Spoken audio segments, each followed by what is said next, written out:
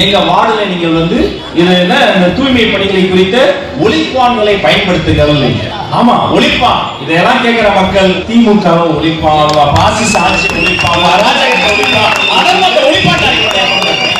சிவகங்கைன்னு ஒரு ஊர்ல திமுக கவுன்சிலர் ஒருத்தர் காலையில தூய்மை தேவதைகள் வருவாங்க பாருங்க, அந்த தூய்மை பணியாளர்களை நிறுத்தி வகுப்பு எடுத்துருங்க. இந்த மாதிரி இனிமே நம்ம வார்டுல நீங்க எல்லாம் காலையில இந்த மாதிரி குப்பையெல்லாம் வாங்க வரும்போது விசிலையெல்லாம் நீங்க ஊதக்கூடாது.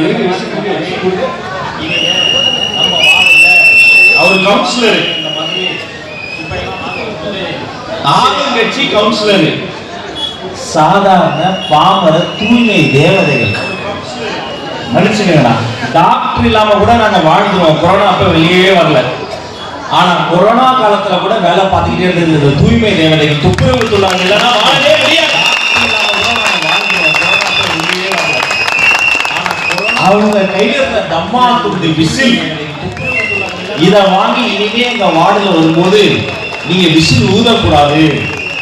எங்க வார்டுல நீங்க இது என்ன இந்த தூய்மை பணிகளை குறித்த ஒலிப்பான்களை பயன்படுத்துகிறது.